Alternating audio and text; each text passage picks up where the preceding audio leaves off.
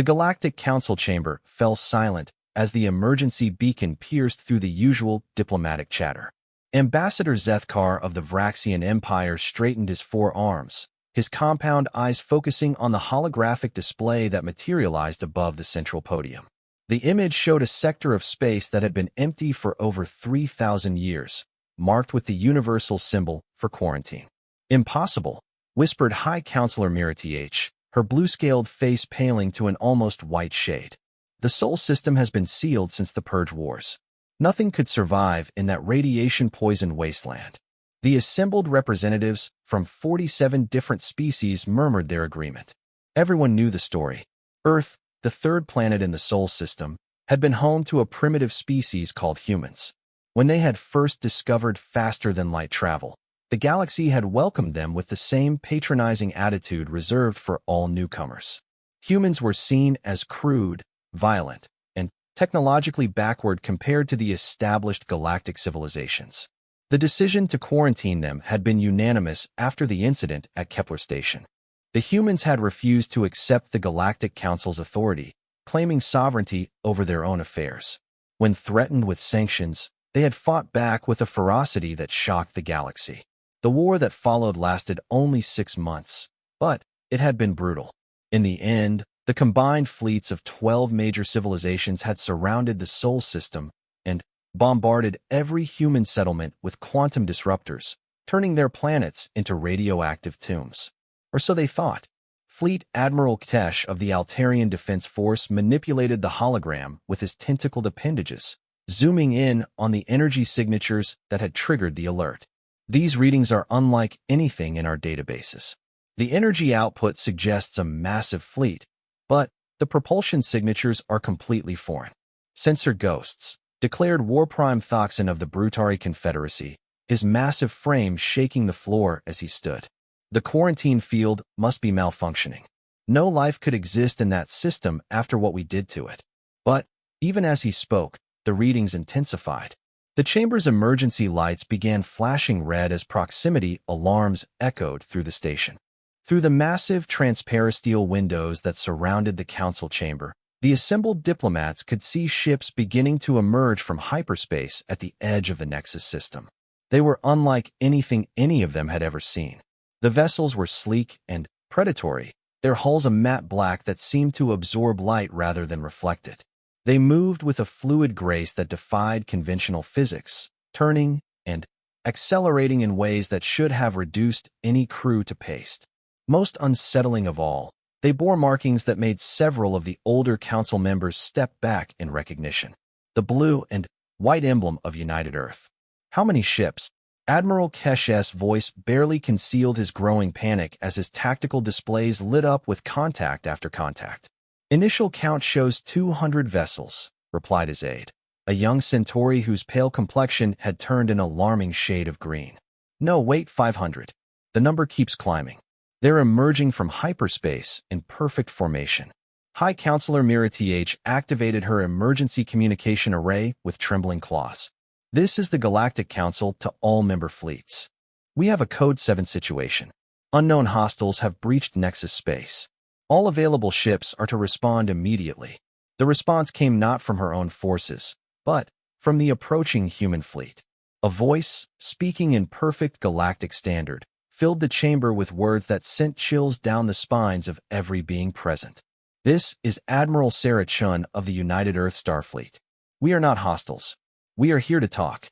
The holographic display shifted, showing the lead human vessel in detail. It dwarfed even the massive Vraxian dreadnoughts, its length easily exceeding 15 kilometers. Weapon ports lined its hull like the scales of some enormous predator, but none of them were active. Instead, the ship projected a diplomatic beacon, requesting permission to approach under a flag of truce. Ambassador Zethkar found his voice first, though it cracked with disbelief. "This is impossible. We destroyed your worlds. We saw the death of your civilization with our own sensors. How are you here?" The response came with what could only be described as amusement. "You destroyed our colonies, Ambassador. You killed millions of our people. But you made one critical error in your calculations." "What error?" Warprime Thoxon demanded, his voice booming across the chamber as he struggled to maintain his composure.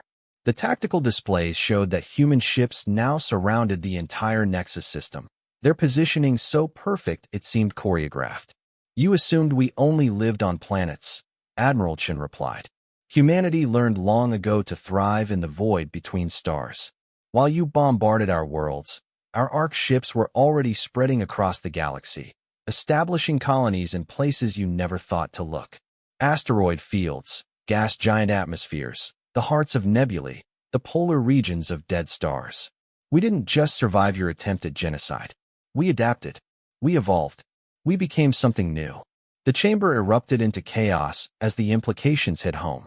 For 3,000 years, while the galaxy had celebrated the elimination of the human threat, humanity had been growing, learning, and preparing. They had turned their exile into an opportunity, their persecution into strength. Fleet Admiral Kesh was the first to notice the secondary sensor readings. "My God," he whispered, his tentacles going limp with shock. "They're not just in our space. According to these long-range scans, there are human ships in orbit around every major world in the galaxy. How is that possible? We've been watching you." Admiral Chen's voice carried a weight that spoke of decades of planning. "Learning your weaknesses, studying your technologies, understanding your politics. We know about the slave worlds of the Vraxian Empire. We know about the Altarian experimentation camps. We know about the Brutari blood sports. We know everything." High Counselor Mira-Th felt her legs give out as she collapsed into her seat. The quarantine hadn't protected the galaxy from humanity. It had protected humanity from the galaxy, giving them time to become something far more dangerous than anyone had imagined. "What do you want?" she asked, her voice barely above a whisper.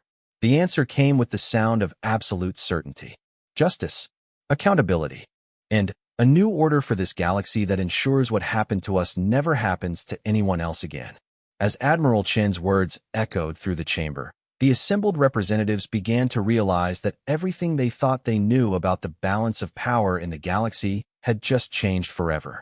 Outside the windows, the human fleet maintained its perfect formations, waiting with the patience of hunters who knew their prey had nowhere to run. The age of Galactic Council dominance was over. The age of humanity had begun. Admiral Sarah Chun stood on the bridge of the UES Prometheus, watching through the main view screen as the massive space station that housed the Galactic Council grew larger. 3,000 years of planning had led to this moment, and she could feel the weight of every human soul lost in the Purge Wars pressing against her consciousness. "Admiral, we're receiving surrender requests from 17 different member fleets," reported Commander Torres from the tactical station. "The Altarian 7th Fleet has already powered down their weapons and is requesting safe passage out of the system." Chen allowed herself a small smile. The psychology was working exactly as Dr. Reyes had predicted. When faced with overwhelming force that appeared from nowhere, most civilizations defaulted to submission rather than resistance. It was a survival mechanism that had served species well for millions of years, but it made them predictable. "Grant their request, Commander, but maintain tracking sensors on all vessels. We want them to spread the word about what they've seen here today." Captain Rodriguez of the UES New Horizon appeared on the secondary communication screen, his weathered face showing the strain of commanding one of the largest operations in human history. "Sarah, we've got confirmation from Alpha and Beta groups. All target systems are secured. No resistance encountered. They really weren't expecting us." "Excellent work, Carlos. Begin Phase 2. I want diplomatic teams aboard every major station and planetary government center within the next 6 hours. Full protection protocols. But remember, we're here to talk, not to conquer." As Rodriguez signed off, Chen turned to her science officer, Dr. Elena Vasquez. "Doctor, what's the status on our archaeological teams?" "Already deployed to 12 different systems, Admiral. The preliminary reports are disturbing. We've found evidence of mass graves on 7 worlds, all dating to within the last millennium. It appears the Galactic Council has been quite busy since they thought they eliminated us." Chen's jaw tightened. The intelligence reports had suggested as much, but confirmation made it real. Species. At least 4 different civilizations. The Kvari of the Outer Rim, the peaceful Zenthari, the technology-focused Builders, and one species we haven't identified yet. All extinct now, all showing signs of orbital bombardment similar to what they attempted on our colonies. The bridge fell silent as the implications sank in. Humanity hadn't been the first species to challenge the Galactic Council's authority, and they hadn't been the last to face extinction because of it. "Ma'am," called Lieutenant Park from the communications station, "we're receiving a priority transmission from the Council station. It's marked as urgent diplomatic correspondence." "Put it through, Lieutenant." The main screen flickered, revealing the familiar face of High Counselor Mira Th. The Thylorian looked exhausted, her usually pristine blue scales dulled with stress. Behind her, Chen could see other council members arguing in hushed tones. "Admiral Chen," Mira Th began, her voice carefully controlled despite the obvious fear in her eyes. "I am authorized to negotiate on behalf of the Galactic Council. What are your terms?" Chen studied the alien diplomat for a long moment before responding. "High Counselor, I appreciate your direct approach. However, I think there's been a misunderstanding. We're not here to negotiate terms of surrender." "Then, what do you want?" The question came from Warprime Thoxon, who had pushed his massive frame into view of the camera. "Your fleets have surrounded every major system in the galaxy. Your ships could reduce our civilizations to ash within hours. If this isn't conquest, what is it?" "It's an intervention," Chen replied simply. "For 3 millennia, the Galactic Council has acted as judge, jury, and executioner for any species that dared to challenge your authority. You've committed genocide at least 5 times that we know of, and enslaved countless others. That ends today." The camera view expanded to show more of the council chamber. Ambassador Zethkar stepped forward, his 4 arms spread in what Chen recognized as a gesture of confusion among his species. "Admiral, even if we accept your accusations, what gives humanity the right to enforce justice on a galactic scale? By your own admission, your species numbers in the billions while we represent trillions of sentient beings across the galaxy." Chen had expected this question. It was the same argument that had been used to justify human quarantine 3,000 years ago. "Ambassador, the right doesn't come from our numbers or our military strength. It comes from necessity. When the authorities become the criminals, someone has to step forward to protect the innocent. And you believe humanity is qualified for this role?" High Counselor Mira Th's voice carried a note of incredulity. "Your species was quarantined because of your violent tendencies. You fought wars among yourselves for centuries before you even reached the stars." "You're absolutely right," Chen acknowledged, causing surprised murmurs among the council members. "We are violent. We do fight among ourselves. We have a capacity for cruelty that probably exceeds any other species in the galaxy. But there's one crucial difference between us and you." "Which is?" Warprime Thoxon demanded. "We know we're monsters," Chen said quietly. "We've spent 3,000 years in exile learning to control our worst impulses, building systems to channel our aggression toward productive ends, and, most importantly, learning when not to use our power. You've spent the same time convincing yourselves that genocide is acceptable if it serves the greater good." Dr. Vasquez stepped up beside Chen's command chair, holding a data pad filled with their findings. "We've documented systematic elimination campaigns against 17 species over the past 2 millennia. In every case, the Galactic Council declared the target species incompatible with galactic stability and authorized their destruction. The records are in your own archives." High Counselor Mira Th's scales had gone completely white. Those were necessary actions to maintain peace and order. Some species simply cannot coexist with civilized society. "Like us?" Chen asked pointedly. The question hung in the air like a sword. Several council members looked away, unable to meet the camera's gaze. "So what happens now?" Ambassador Zethkar finally asked. "Do you plan to rule the galaxy as we did? Will you simply replace one authority with another?" Chen shook her head. "No, Ambassador. We're not here to rule anyone. We're here to dismantle the systems that allowed these atrocities to happen and help build something better in their place." "Meaning what exactly?" Warprime Thoxon's skepticism was evident. "Meaning the Galactic Council as it currently exists will be dissolved.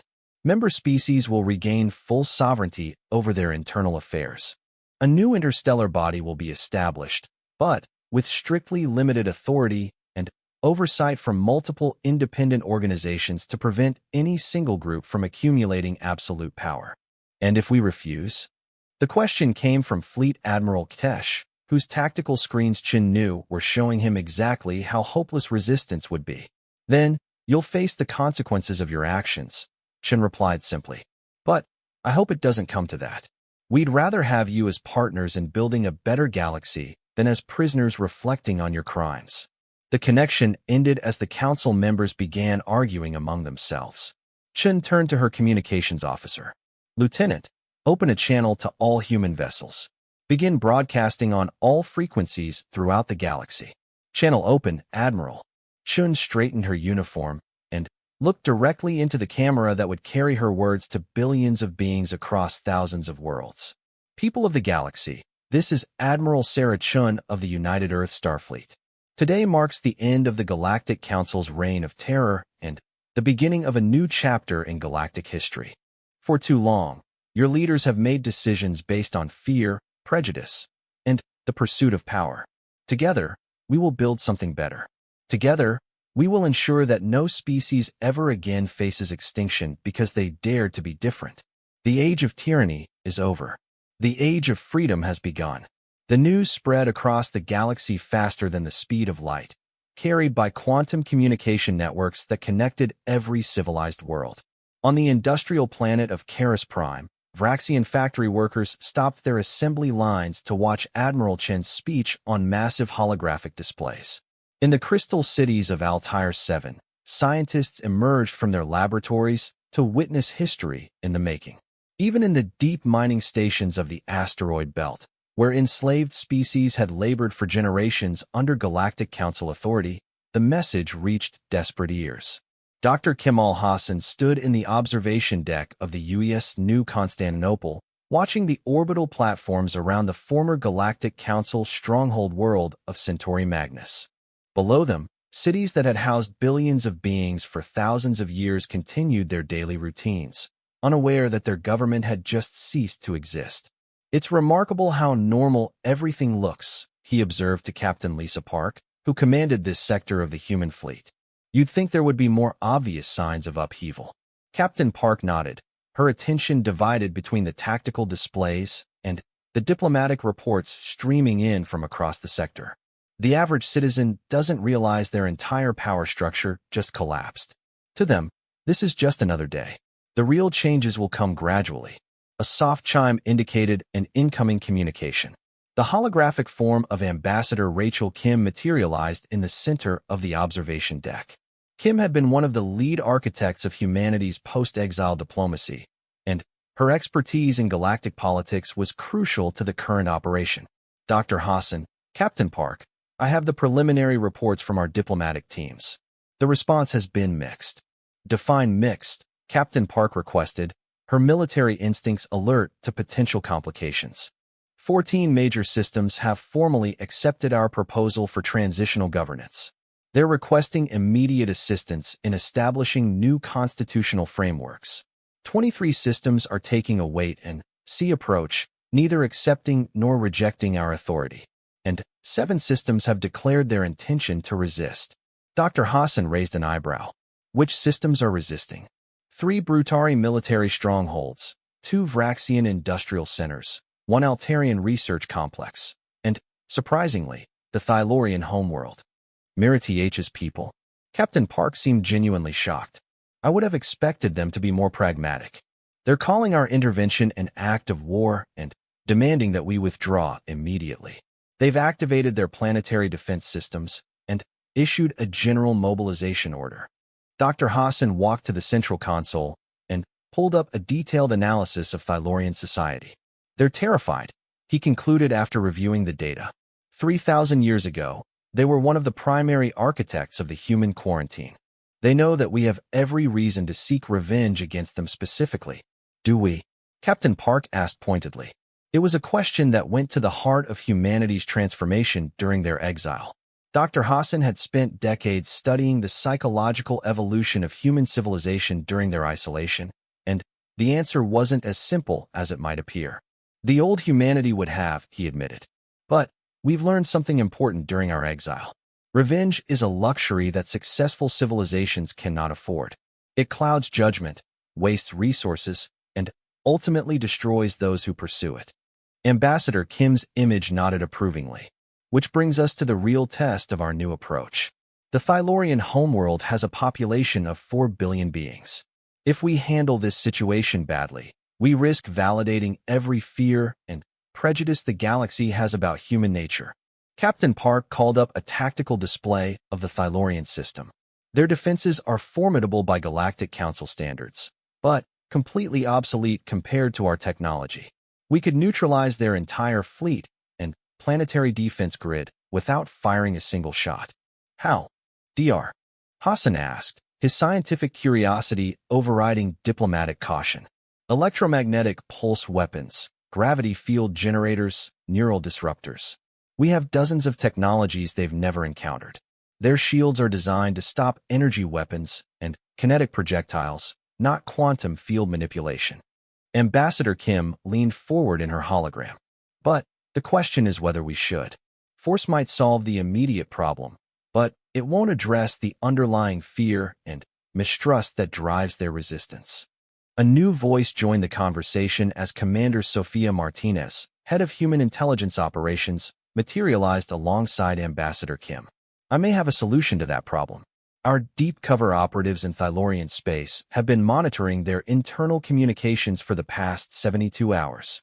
We have operatives in their space. Captain Park looked surprised. I thought our presence was a complete secret until yesterday. Commander Martinez smiled grimly. Captain, we've had operatives in every major galactic civilization for over 1,000 years. How do you think we knew so much about their activities? The Thylorians are particularly interesting because their current government isn't actually representative of their population.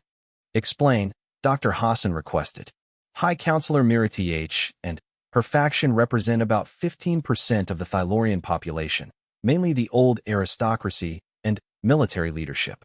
The majority of Thylorians have been pushing for democratic reforms for centuries, but they've been suppressed by the same authoritarian structures that have dominated the Galactic Council. Ambassador Kim's expression brightened with understanding. So we're not facing a unified resistance. We're looking at an authoritarian government trying to maintain power by positioning themselves as defenders against external threat. Exactly. Our operatives report widespread civilian support for our intervention, particularly among the younger generation and the working class. They see us as liberators, not conquerors. Captain Park studied the tactical displays with new understanding. So a direct military approach would actually harm our allies and strengthen our enemies. We need a more subtle solution. Dr. Hassan had been quietly analyzing the sociological data during their conversation. I have an idea, but it's going to require a level of trust and cooperation that we've never attempted before. I'm listening, Ambassador Kim replied. What if we don't intervene at all? What if we simply provide the Thylorian people with the tools they need to solve their own problems? Commander Martinez looked skeptical. That's a significant risk. Civil wars are messy, unpredictable, and often result in massive casualties. Not if we do it right, Dr. Hassan countered. We have technologies that can level the playing field between oppressive governments and freedom movements without requiring direct military intervention. Communication networks that can't be censored, personal defense systems that protect demonstrators from security forces, medical technologies that can treat injuries in the field. Captain Park was already running calculations. We could deploy humanitarian aid packages that just happen to include everything a popular revolution would need to succeed. Technically, we're not taking sides in an internal conflict. We're taking sides, Ambassador Kim corrected. We're just being honest about it. The question is whether this approach serves our larger strategic goals better than direct intervention. A soft alarm indicated a priority communication from Admiral Chun aboard the flagship. Her image replaced the tactical displays, and her expression was serious. People, we have a situation developing. The Brutari Confederacy has issued what amounts to a declaration of war. They're mobilizing their entire fleet and calling for a grand alliance of all systems that oppose human intervention. Captain Park felt her stomach tighten. How many ships are we talking about, Admiral? Initial reports suggest approximately 10,000 vessels of various classes. It's the largest military mobilization in galactic history. Dr. Hassan looked up from his analysis. Admiral, what's the timeline on their mobilization? 3 weeks for full deployment. 2 weeks if they're willing to accept suboptimal logistics. Ambassador Kim stepped forward. Admiral, we need to discuss the Thylaurian situation. If we can demonstrate that our approach to regime change can work without violence, it might discourage other systems from joining the Brutari Alliance. Agreed. Dr. Hassan, I'm authorizing your experimental approach. You have 1 week to show results before we're forced to consider more direct options. As Admiral Chen's image faded, the weight of the moment settled on everyone in the observation deck. The next 7 days would determine whether humanity's transformation from violent aggressors to wise protectors was real, or just another form of the same old brutality dressed up in prettier words. Well, Captain Park said finally, I guess we're about to find out if 3,000 years of character development was worth anything. Dr. Hassan was already pulling up deployment schedules for humanitarian aid packages. Let's find out if the galaxy is ready for a different kind of revolution. The revolution began with a single blue flower. On the 3rd day of humanity's intervention, a young Thylaurian named Veltar found a mysterious package outside her dwelling in the industrial district of Kethra City. Inside was a small device no larger than her palm, accompanied by instructions in her native language. The device, she learned, was a quantum communication array that could connect her to others like her across the galaxy, completely undetectable by government monitoring systems. Within hours, the flower symbol had spread across Thylaurian social networks. Blue was the color of hope in Thylaurian culture, and the simple flower became a rallying cry for those who dreamed of freedom. By the end of the first day, millions of Thylaurians were wearing blue flowers, real or digital, as a sign of their support for change. Aboard the UES New Constantinople, Dr. Hassan monitored the social transformation with growing amazement. The adoption rate is unprecedented. We're seeing organic growth patterns that would normally take months to develop happening in real time. Captain Park studied the streaming data feeds from across the Thylaurian homeworld. What's causing such rapid spread? Even with our communication technology, this seems too fast to be natural. That's the beauty of the approach, Dr. Hassan explained. We're not imposing change from outside. We're amplifying changes that were already happening internally. The Thylaurian people have wanted this revolution for generations. We're just giving them the tools to coordinate it safely. Commander Martinez appeared on the communication screen from her position aboard a stealth vessel in the outer Thylaurian system. The government response has been exactly what we predicted. High Counselor Mira Th has declared martial law and ordered security forces to begin mass arrests of anyone displaying the blue flower symbol. How are the protesters responding? Captain Park asked. They're using the personal defense systems we provided. Security forces are discovering that their weapons and restraint systems are completely ineffective against the new protective clothing. Meanwhile, the protesters are documenting every government overreach and broadcasting it across the galaxy. On the main screen, a live feed showed thousands of Thylaurians peacefully marching through the capital city of Velthara. They wore simple blue flowers and carried signs written in multiple languages, calling for an end to authoritarian rule and the establishment of a democratic government. When security forces tried to disperse them with sonic weapons, the protesters' clothing absorbed the sound waves harmlessly. When riot control officers attempted to use electric restraints, the advanced materials in their clothing neutralized the electrical charges. Most importantly, when the government tried to suppress news coverage of the protests, quantum communication arrays ensured that every moment was broadcast live to audiences across the galaxy. Dr. Hassan received a priority message from one of their embedded operatives. This is interesting. The security forces themselves are beginning to defect. Apparently, many of them come from the same social classes as the protesters. Numbers? Captain Park inquired. 30% of the capital garrison has refused orders to fire on civilians.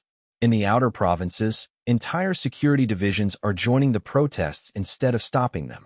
Ambassador Kim joined their conference from the diplomatic center. The ripple effects are spreading beyond Thylaurian space. We're getting reports of similar peaceful movements starting on 12 different worlds. The blue flower has become a galactic symbol of resistance to oppression. Captain Park felt a mixture of pride and concern. That's good news for galactic freedom. But it's also going to accelerate the timeline for Brutari intervention. War Prime Thoxin won't wait for his entire power base to crumble before taking action. As if summoned by her words, Admiral Chen's image appeared on the priority channel. All station commanders, we have confirmation that the Brutari fleet has accelerated their deployment schedule. Intelligence suggests they're planning a preemptive strike against our positions in the Nexus sector. How preemptive? Commander Martinez asked. 48 hours, maybe less. They're gambling that a quick victory will discourage other systems from joining the peaceful revolution movement. Dr. Hassan looked up from his sociological analysis. Admiral, we need to discuss the Thylorian situation. The revolution here is at a critical point. If we withdraw now to face the Brutari threat, the democratic movement could collapse. And if we don't withdraw, we could be caught fighting a defensive battle while trying to protect civilian populations. It's not an ideal tactical situation. Captain Park had been studying fleet deployment options during the conversation. Admiral, what if we don't have to choose? The Brutari are expecting us to fight them the way the old Galactic Council would have fought, with massive fleet engagements and territorial control strategies. What are you suggesting, Captain? Asymmetric warfare. Instead of meeting their fleet head-on, we use our technological advantages to disable their ships without destroying them, capture their crews intact, and demonstrate that we're not the monsters they've been told we are. Admiral Chen looked skeptical. That's a significant risk. If it goes wrong, we could face the full might of their military alliance with reduced forces. Ambassador Kim stepped forward. Admiral, it's also an opportunity. If we can win a military engagement without casualties on either side, it will validate everything we've said about our transformation as a species. The psychological impact could be decisive. Plus, Dr. Hassan added, success here would provide a model for other developing situations. Show the galaxy that there's a better way to resolve conflicts than mutual destruction. Admiral Chun was quiet for a long moment, weighing options and consequences. Dr. Hassan, what's the status of the Thylorian revolution? Accelerating rapidly. Government control is collapsing in all major population centers. High Counselor Mira Th is reportedly preparing to flee the homeworld with her core supporters. Timeline to resolution? 24 hours, maybe less. The question is whether she'll try to take the planet down with her or accept exile peacefully. And if she chooses the destructive option? Captain Park answered, we have contingencies in place. Emergency evacuation systems for civilian populations, defensive screens for major cities, and neutralization protocols for government weapons systems. Admiral Chun made her decision. Very well. We'll attempt the asymmetric approach against the Brutari fleet while maintaining protective coverage for Thylorian space. But understand this, people. If either situation goes badly, we'll be forced to resort to more conventional methods. As the Admiral's image faded, Dr. Hassan felt the weight of the moment settling around them. They were about to test everything humanity had learned during 3 millennia of exile.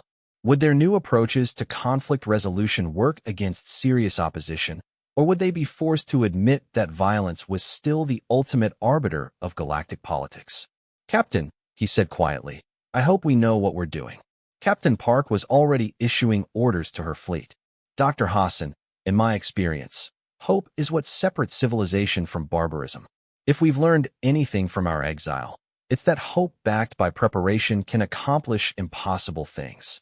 On the main screen, they could see the blue flower protests reaching their climax in Thylorian cities across the planet. In exactly 47 hours, they would know whether humanity's transformation was real, or whether the galaxy was about to witness the return of the monsters they had tried so hard to quarantine 3,000 years ago. The revolution had begun with a flower. Soon, they would discover whether it would end with freedom or flames. The Battle of the Crimson Nebula lasted exactly 17 minutes. Admiral Sarah Chun stood on the bridge of the UES Prometheus, watching as 10,000 Brutari warships emerged from hyperspace in perfect battle formation. War Prime Thoxin had spared nothing for this engagement, bringing together the largest military armada in galactic history. Their ships bristled with weapons that could reduce planets to ash, their hulls gleaming with the pride of a warrior culture that had never known defeat. Against them stood 300 human vessels, each one smaller than the average Brutari destroyer. "Admiral," reported Commander Torres, "the Brutari fleet is hailing us. Audio only. Put them through." Warprime Thoxon's voice filled the bridge, heavy with the confidence of overwhelming superiority. "Admiral Chun, you have 60 seconds to order your fleet to withdraw before we demonstrate why the Brutari Confederacy has ruled this sector for 2 millennia. Shin activated the response channel, her voice calm and steady. "Warprime, I'm going to give you one last chance to reconsider. Your crews don't have to die today." The sound that came back could only be described as a laugh, if sounds could be made of grinding metal and controlled fury. "Human, your arrogance is exceeded only by your stupidity. You face the combined might of 17 different military powers. This will not be a battle. It will be an execution." "So be it," Shin replied sadly. "All ships, initiate Omega Protocol."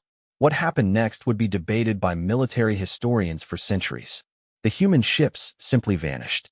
Not destroyed, not retreating, but gone as completely as if they had never existed. The Brutari fleet found themselves firing at empty space, their sensors detecting nothing but the background radiation of the nebula. "What sorcery is this?" Warprime Thoxon demanded, his voice carrying across open channels as his tactical officers struggled to reacquire their targets. The answer came not from Admiral Chun, but from the ships themselves. One by one, the Brutari vessels began to lose power. Their engines shut down, their weapons systems went offline, their life support systems reduced to minimal operation. Within minutes, 10,000 warships hung dead in space, their crews alive, but completely helpless. Then, the human fleet reappeared, surrounding the disabled armada like sharks around wounded prey. "Warprime," Admiral Chen's voice returned to the channels, still perfectly calm. "Your crews are unharmed, but your ships are now under our control. Any attempt to restart your systems will result in immediate shutdown. Any attempt to use escape pods will result in tractor beam retrieval. You have 2 choices, surrender and discuss terms, or drift here until your supplies run out." In his command center aboard the massive dreadnought Blood of Brutus, Warprime Thoxon stared at displays that showed the impossible. His fleet, the pride of 17 civilizations, had been neutralized without a single shot fired. Around him, his officers struggled with control systems that no longer responded to their commands. "How?" he whispered, his voice carrying the stunned disbelief of someone watching their entire worldview collapse. "Quantum field manipulation," Admiral Chen explained, her tone almost educational. "Every piece of technology in your fleet relies on the same basic physical principles. We've simply created localized fields that prevent those principles from functioning normally. Your reactors can't maintain fusion, your computers can't process data, your weapons can't generate the energy necessary to fire." "Impossible," gasped Admiral Kvel of the Altarian Navy, whose advanced scientific training made Chen's explanation even more disturbing. That level of control over fundamental forces would require technology centuries beyond anything we've developed. "We've had 3,000 years to think about this problem," Chen replied. 3,000 years to develop countermeasures for every weapon system, every defense network, every tactical doctrine used by the galactic powers. We know your technologies better than you do because we've had to, in order to survive. On Thylorian homeworld, the revolution was reaching its climax. High Counselor Miratiach stood in her government compound, watching through the windows as millions of her people celebrated in the streets below. The blue flowers had multiplied until entire cities seemed covered in a carpet of hope. "Counselor," her aide reported, "the security forces have formally transferred their allegiance to the Provisional Democratic Council. They're requesting that you surrender peacefully and stand trial for crimes against the Thylorian people." Miratiach closed her eyes, feeling the weight of 3,000 years of accumulated fear and prejudice. "And if I refuse?" "The humans have guaranteed safe passage off-world for you and your supporters. They're offering exile rather than execution." The irony was not lost on her. Humanity, the species she had helped condemn to exile, was now offering her the same fate. "Contact the human fleet. Tell them I accept their terms." Across the galaxy, similar scenes played out on dozens of worlds. The Blue Flower Revolution had spread like wildfire, carried by quantum communication networks that no government could block or trace. On worlds where oppressive regimes had ruled for millennia, ordinary citizens discovered that they had voices, and that those voices could not be silenced. Back in the Crimson Nebula, War Prime Thoxon made his decision. Admiral Chun, I request permission to speak with you directly. A shuttle bay aboard the UES Prometheus received the Brutari leader's personal craft. Thoxon emerged alone, his massive frame dwarfed by the technical marvels surrounding him. Everything he saw confirmed what he had begun to suspect. Humanity had evolved far beyond anything the galaxy had imagined possible. Admiral Chen met him in a conference room that looked out over the disabled fleet. She was smaller than he had expected, more human than monster, but her eyes carried a weight that spoke of responsibilities he could barely imagine. War Prime, she said simply. Thank you for coming. I came to understand, Thoxon replied, his voice heavy with the strain of recent events. My entire fleet, the combined military might of 17 worlds, defeated without a single casualty. How is this possible? Shin gestured to chairs designed to accommodate both human and Brutari physiology. War Prime, what do you know about human history before our exile? You were violent, aggressive, constantly fighting wars among yourselves. All true, Shin acknowledged. But do you know why we fought those wars? Thoxon considered the question. Resources, territory, the usual reasons. Sometimes, Shin agreed. But often, we fought because we disagreed about how civilization should work. We fought about freedom, about justice, about whether might makes right, or whether there are higher principles worth dying for. And what did those fights teach you? That winning a war and building a just peace are completely different skills. That force can solve immediate problems, but creates long-term ones. That the only victories worth having are the ones that make tomorrow better than today. Thoxon looked out at his disabled fleet. And now you have the power to impose your vision of justice on the entire galaxy. Yes, Chen said simply. And that's exactly what we're not going to do. I don't understand. Chen pulled up a holographic display showing the new galactic governance structure humanity was proposing. War Prime, we're not here to rule the galaxy. We're here to prevent anyone from ruling it. The age of galactic empires is over. From now on, each species governs itself, makes its own choices, and takes responsibility for its own actions. And if conflicts arise between species, mediation, arbitration, economic sanctions, isolation if necessary.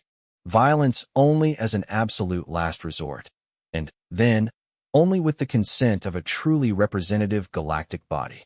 Thoxon studied the proposed structure for a long time. You realize that many species will resist this change? Some civilizations have been built on conquest and domination for thousands of years. Then, they'll need to learn new ways or face the consequences of their old ones, Chen replied. But those consequences won't be extinction. They'll be isolation, economic sanctions, and the gradual realization that cooperation serves their interests better than conquest. And if they refuse to learn? Chen's expression grew sad. Then, they'll be alone in a galaxy that has moved beyond them.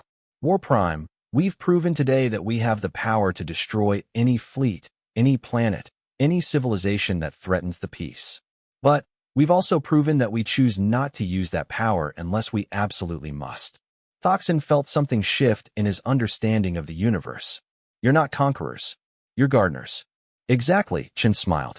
We're here to help the galaxy grow into something better than it has been.